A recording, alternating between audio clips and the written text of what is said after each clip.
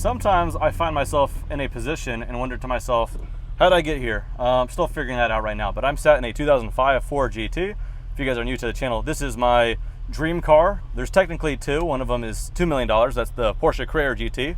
And then there's this, something that I've been wanting to get for a long time. And again, if you guys are new here, you guys may not know, I'm in the process of buying the Mustang GTD. And if it wasn't for that, I would have one of these in my garage by now. So I'm being mega teased right now because I can't swing both of them right now. So one at a time, tackling the GTD, because that's a time sensitive thing. There's only one opportunity to buy one of those new, and that's now. But man, have I been wanting a GT. And to be able to drive one for the first time, pretty darn cool. So kind of a grab and dash little video here. Hopefully you guys can hear me okay. I got the windows down just because it's just too nice of a day. But real quick, a huge shout out to Hassan for letting me drive his 2005 Ford GT. Even if it's, you know, a leisurely windy road drive, it's something. Prior to this, I've only sat in one Ford GT, and it was this one just about, I don't know, a few weeks back. So I'm taking this in. I almost didn't make a video just because I wanted to take it all in for the real experience it is. But how could I not share it? Even if it's a leisurely drive, first off, the value of these cars are where they are. Second off, it's not my car. So I'm not gonna bomb down this windy road, and I don't need to, especially with the view I have. Hassan's in front of me in his new Ford GT, a 2022 with the Alman Racing livery. Let's just take in the scenic route. We're on a windy road here. Again, kind of grab and dash video, but that's okay because you guys are getting teased with this Ford GT as much as I am. Ultimately, I don't get to take this car home. And so that day will come with my own Ford GT, and when I do, we're gonna make just so many videos with that thing, really romping on it. But let's go ahead and roll the windows up just in case I'm making the audio horrible. But here's the funny thing. Let's crank the AC up a little bit too on our analog little switch here. The thing with this car though is sometimes, and I'm not against this by any means, when we see YouTube videos out there, people driving cars like this, they act like it's just another day, and I'm trying to be somewhat nonchalant, but this is not any other day. Driving this car, it's been teasing me forever. I love an 05, 06 Ford GT. It haunts me. And again, I've only sat in this one a few weeks ago. Now I'm driving it. Just I can't thank Hassan enough. So be sure to check out his Instagram. I'll be sure to link it. It's a car-specific Instagram as well. So check it out so you guys can see what's going on with the collection of cars. He has got some very fun cars. But what I was kind of alluding to is sometimes people drive them and they are great drivers, or this is nothing new to them. They drive cars like this all the time. And I've been fortunate enough to drive other people's very cool cars. But one that made this much of an impression on me, not so much, to where, I'll be honest, I was nervous driving this thing. I didn't tell Hassan that, but maybe he's watching now. Not because of my capabilities, but because I had such anticipation about the 05, 06 Ford GT. And I'll tell you right now, the little few mileage I put on it, some in traffic, some in some windy roads like this, it is not one of the classic meet your hero scenario. This car is just a sweetheart. Again, I haven't really pushed it. I liked it before I drove it, but now driving it, what's crazy about this thing, it's 2005. It's 20 years old. It does not feel it, which actually it was probably delivered in 2004, so it's 21 years old. If this car was a human, it could legally drink.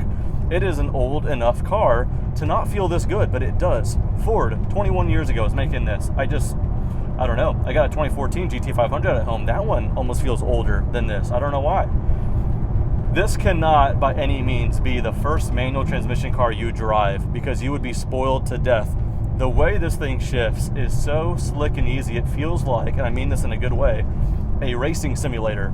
It just doesn't seem to have any mechanical resistance. It just flows into the next gear so nicely.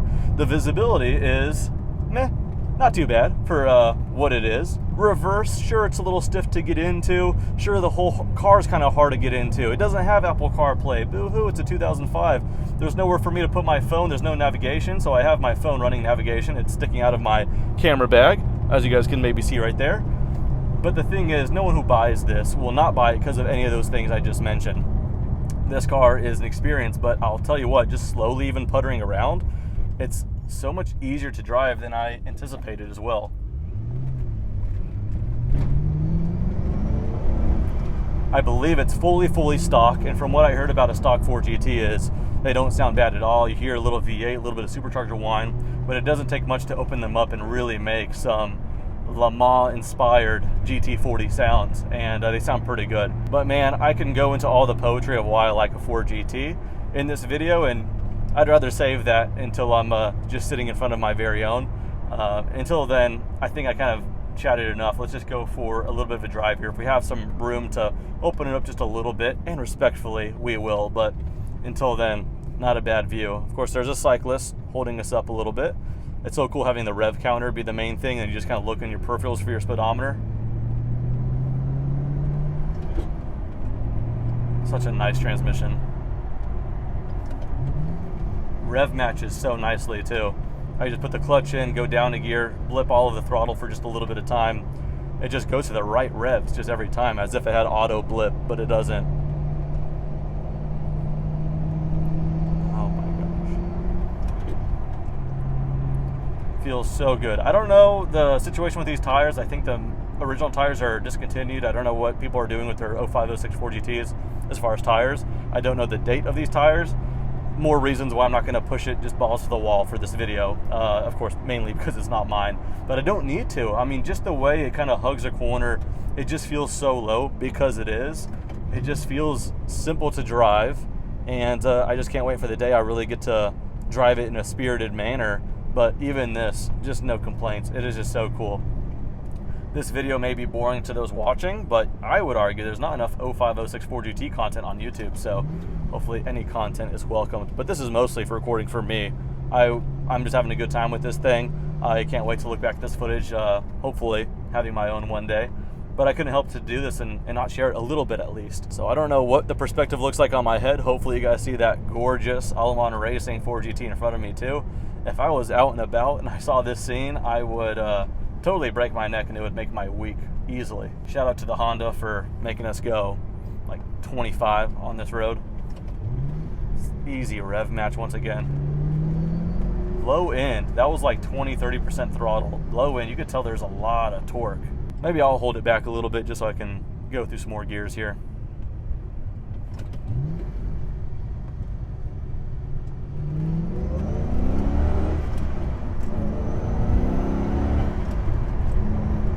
Wow.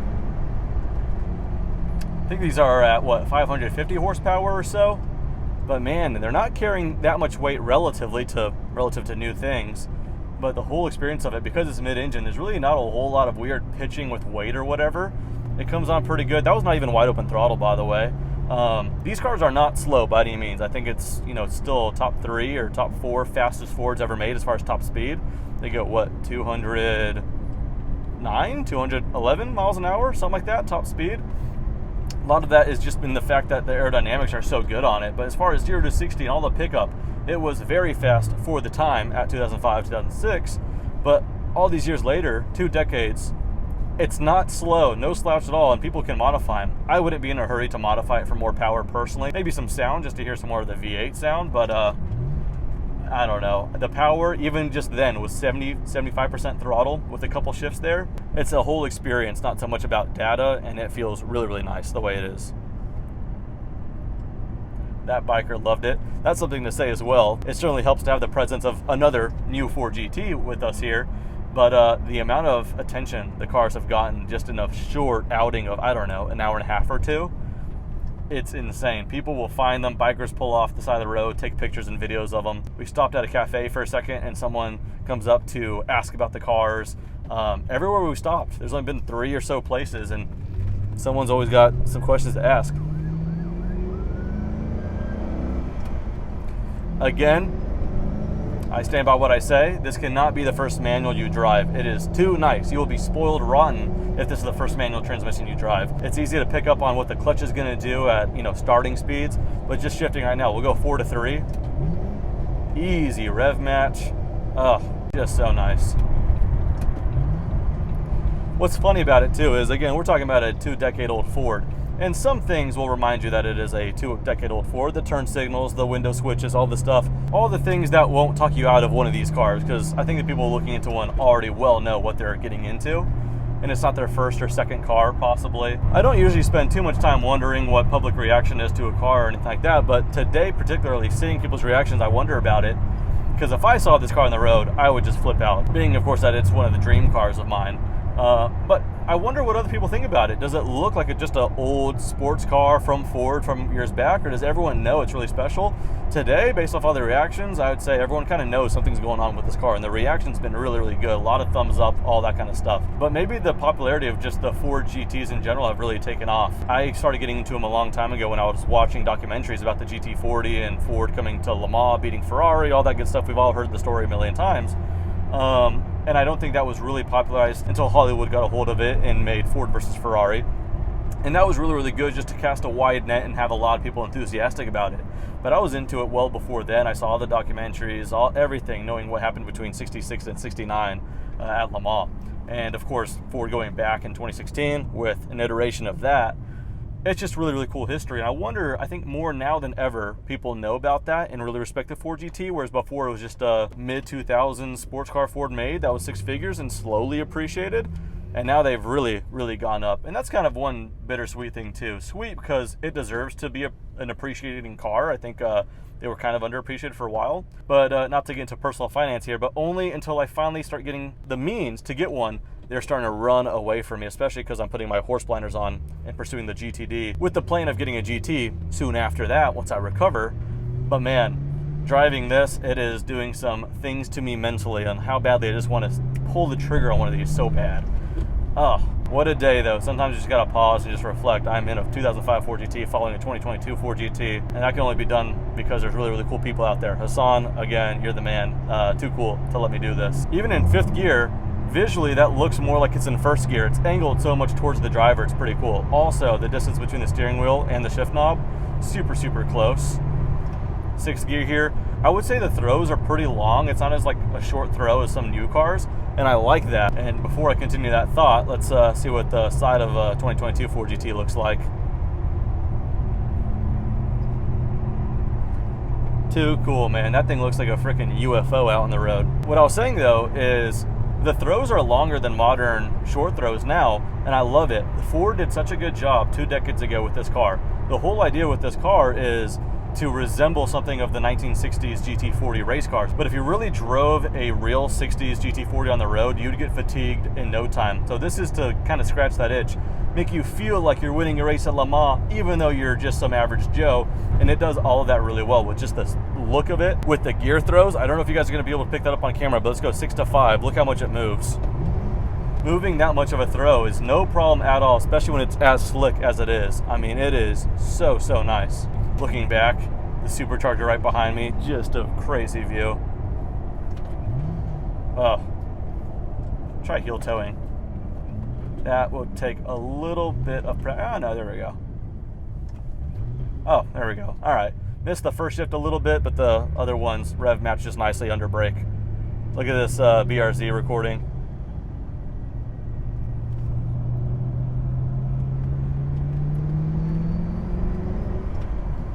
Too cool. People love it.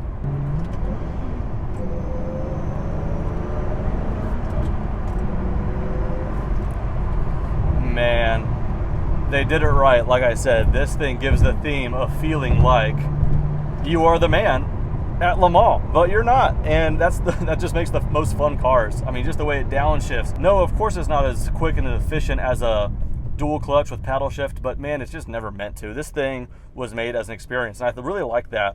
If you go back to the 60s, they made a car to race at Le Mans, and they won. Amazing. You go all the way to 2005 and 6, and they made this just to celebrate themselves, their 100th year of Ford. And what ended up happening is they didn't bring this to racing. They just made it as a road car, and so it's a great road car. As a driver's car, it's amazing. Fast forward all the way to 2016, they did make the Ford GT to race at Le Mans. Kudos to them. The road version of that car was very close to the race car. Sometimes it's a suggestion. It was very close to it. And I have not driven that car or ridden in the new Ford GT, but I have a good sense of what that would be. And it's probably scalpel precise and just sharp in general. And all of that would probably make for a great driving experience as well, but it's just different. And so there's something to be said about the Ford GT that was made just to be a driver's car, and then one that was made to be a race car. Both of them are probably so different from each other. And I think my heart loves both, but it really leans towards this one. Now, not to sound like a negative Nancy here, but I will get into some of the grim about some of this car, and that is kind of the market on it. Now, again, if it's appreciating, I totally understand why. It deserves to. Nice Spider RS there. But a lot of it is done in speculation. This car here has a healthy amount of miles in the sense that it doesn't have the window sticker still on it, doesn't have delivery miles. It's got just under 7,000 miles, which of course is super low considering it's a 2005, but that's enough to say it's been driven and can continue to be driven. What's weird is the vast majority of 05, 06 Ford GTs, I would argue probably the vast majority, have under 1,000 miles. If you were to just take the average mileage of all Ford GTs, I bet you it's under 1,000, which is too bad considering it's got to be top 3 best driver's cars of the last 2 decades. With supply and demand, the less of something there is, the more it's worth, which is funny because if I'm in the market for a Ford GT, which I'd argue I kind of always am, just has to be the right car, I'm looking for a car with some mileage because I want to be able to drive it. Those cars are the rarest because the vast majority of them, at any given moment, there's probably 15, 25, 30 Ford GTs of this generation for sale right now, but it's rare for any of them to have over 5,000 miles, definitely over 10,000. As I say that, let's get past by the latest generation. Gorgeous. That thing looks like a freaking alien. But yeah, where I was getting at with that is it gets weird. And the lines start kind of getting blurred a little bit in the sense that if I want a high mileage Ford GT to be able to drive it, I'm going to have to wait a while to where when it finally comes up, everyone else was waiting too. So the price of that kind of starts jumping up closer than I would have anticipated for a delivery mile Ford GT. So the market's just weird. Anyway, this isn't a financial advisory channel, but that's just kind of where my head's been at too, because I would love to have a Ford GT, but I would only have one to drive it, not to put it away. That's one thing I'll say too. We kind of stopped a couple places to get pictures of them. It was just surreal. I have many of these cars in 1/18 scale form at home, but man, seeing it out and about, not at a car show, not Cars and Coffee, not a track day, just seeing it out on the road, it just looks so cool. I'm talking about this one here. So easy. Wide open throttle from low revs. You really hear that old school sounding supercharger whine. It sounds very interesting, like a howl. Very cool.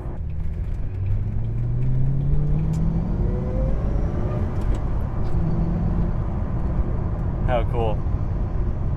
It feels new enough to enjoy it, but old school to get the feel of it. I think that's kind of the good summarization of a 05, 06 GT. Well, guys, look, I know it's probably not the most entertaining video where you guys can hear the exhaust of this thing and we're ripping down a back road or whatever, but I just kind of wanted to capture little impressions because this has just been a dream car of mine to finally be able to drive it.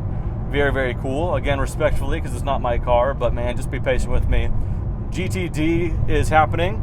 In fact, I need to get an update video out there. I made a post on Instagram kind of summarizing an update, but that car is happening hopefully before too long.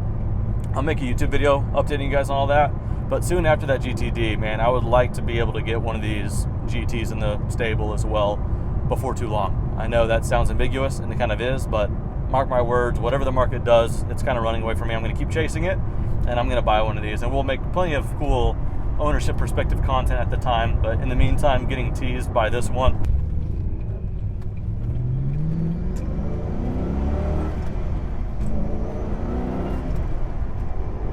That does it for now. Thanks so much for watching. See you guys next time.